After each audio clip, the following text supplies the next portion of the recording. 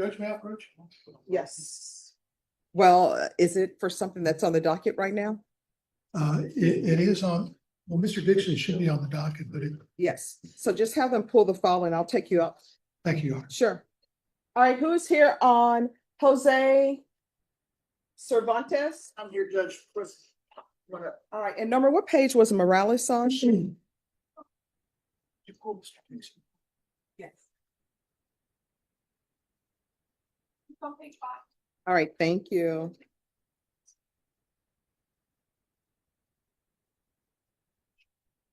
All right, Mr. Cervantes. So he's scheduled for jury trial. Yes, Judge. We wanted to inform the court, we have come to a resolution on the case to due time. However, he has immigration issues. I've been talking with Ms.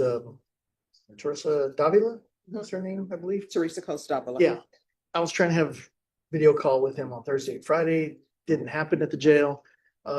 She needed specific information about his immigration status, which I can now supply to her. So we'd like to come back in maybe a Thursday? week or, I mean, I'm just trying to consider her schedule to get us an I'm sure immigration. she'll be able to get something to him before Thursday. I mean, because based upon the nature of the charges, if there's not going to be Mhm. something completely different, he's getting deported. And Thursday's gonna be fine. All right, Ms. Ferguson, recall this for Thursday for disposition. Yes, sir. All right, they'll bring you back on Thursday. Thank you, Judge. All right, thank you. Okay. You're welcome. I'm gonna come back on Thursday. I'm gonna talk to the immigration agent. All right, who's here on Cock? Koch? Your Honor, Eric Wall. All right, if you'll come forward. I just, yes. And after Cock, it will be Sandoval, then it will be Dixon, and then Cabrera. Marlon Van.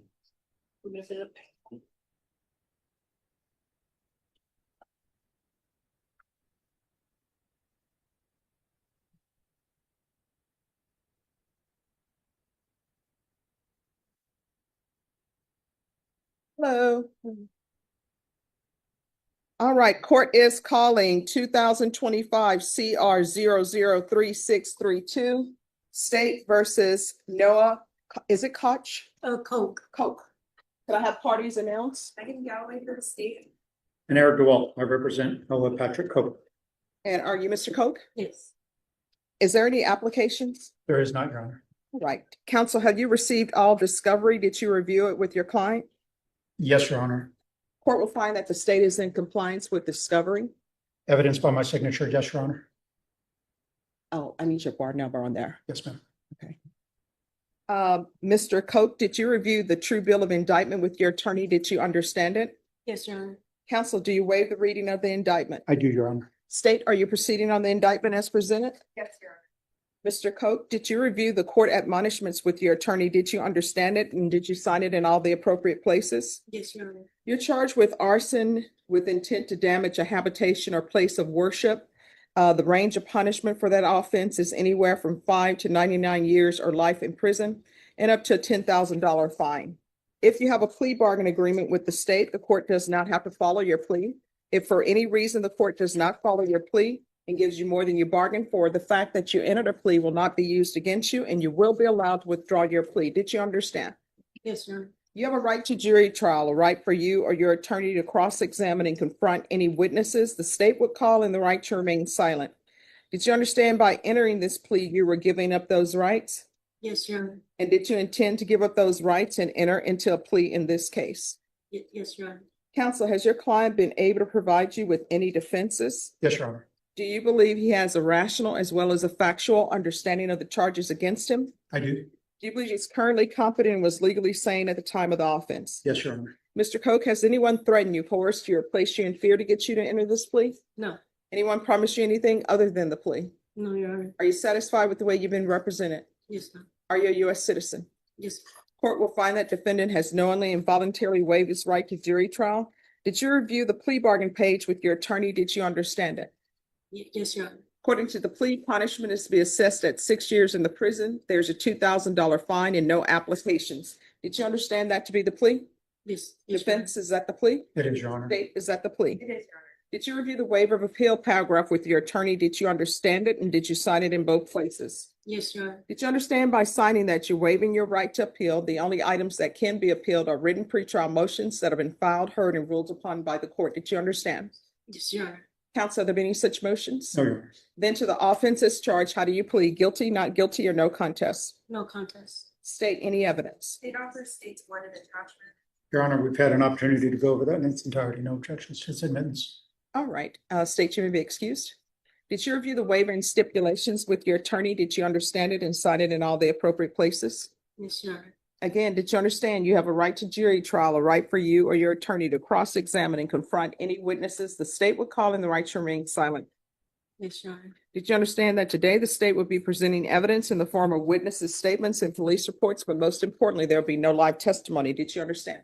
Yes, Your Honor. Court will find that defendant has knowingly and voluntarily waived and consented to stipulation of testimony and stipulations. Court will accept into evidence states exhibits 1 and attachments and review the same.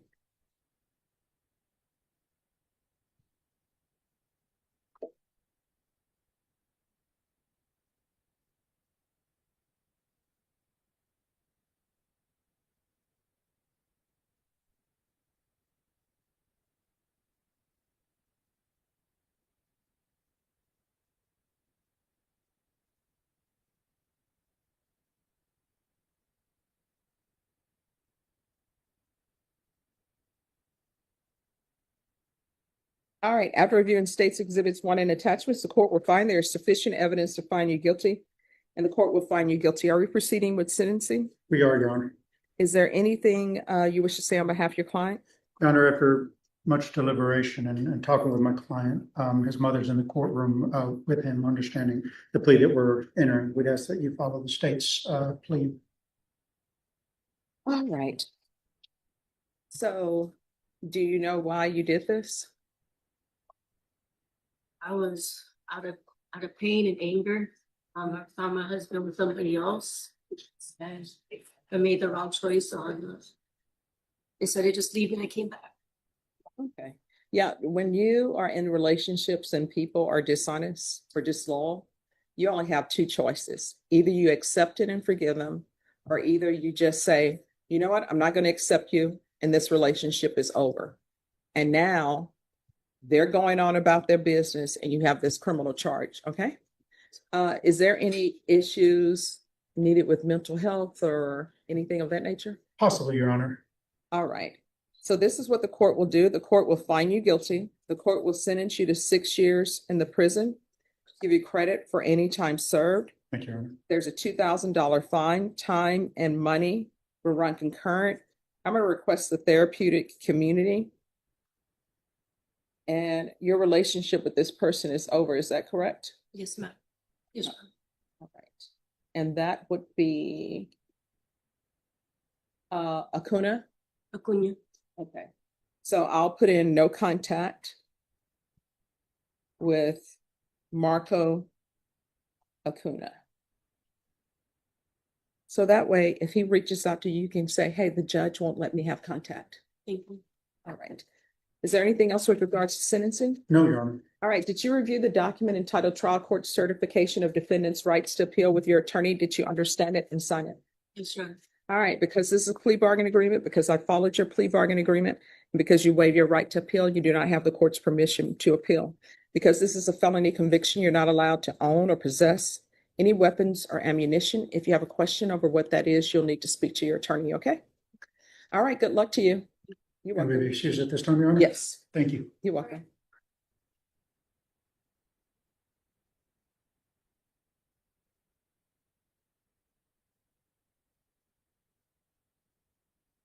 May I approach before you move on? Sure. Please. This is the application for the, or request for an investigator on David Lopez, the first case I had this morning. Okay.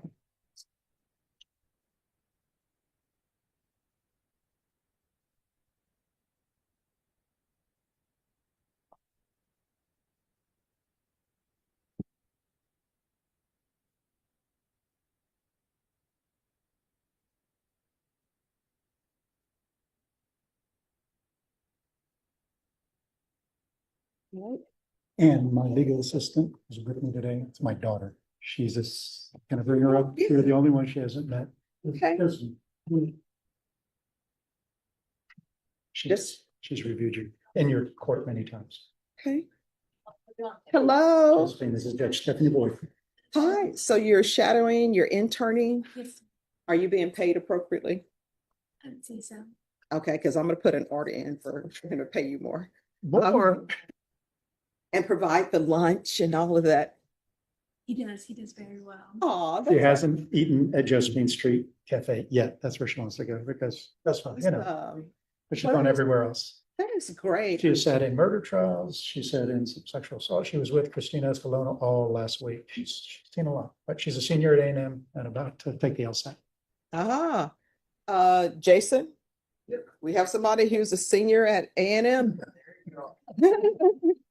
Well, we may have a jury trial tomorrow. I'm not sure, but if you want to stop by, you can come by and come by anytime. We're always here. Thank you so much. All right. And just 1 second, let me do some. I'll sit back, but it was lovely to meet you, Judge. The hearing for Noah Coe begins with the sobering recitation of charges. Arson with intent to damage a habitation, punishable by 5 to 99 years or life in prison. Through a plea agreement, the defendant pleads no contest, with her sentence capped at 6 years. Judge Stephanie Boyd carefully navigates the procedural requirements, ensuring the defendant understands she is surrendering her right to a trial for this devastating crime. After accepting the evidence and finding her guilty, Judge Boyd turns to the crucial question of motive. The defendant's explanation is visceral. I was out of pain and anger. I saw my husband with somebody else, and I made the wrong choice. This confession sets the stage for Judge Boyd's most powerful moment. Judge Stephanie Boyd destroys the notion that emotional devastation licenses criminal destruction. In a clear, firm tone, she outlines the stark dichotomy of healthy responses to betrayal, forgiveness or walking away. Now they're going on with their business, she states, and you have this criminal charge. Her words reframe the defendant from a victim of circumstance to an author of her own downfall, emphasizing that the true punishment isn't just prison, but the permanent record she now carries. Judge Boyd then imposes the 6-year prison term and $2,000 fine. But her sentencing goes beyond mere punishment. She proactively issues a no-contact order with the ex-partner, Marco Acuna, clinically severing the toxic tie that fueled the crime. She also recommends placement in a therapeutic community, aiming to address the root causes of her destructive reaction.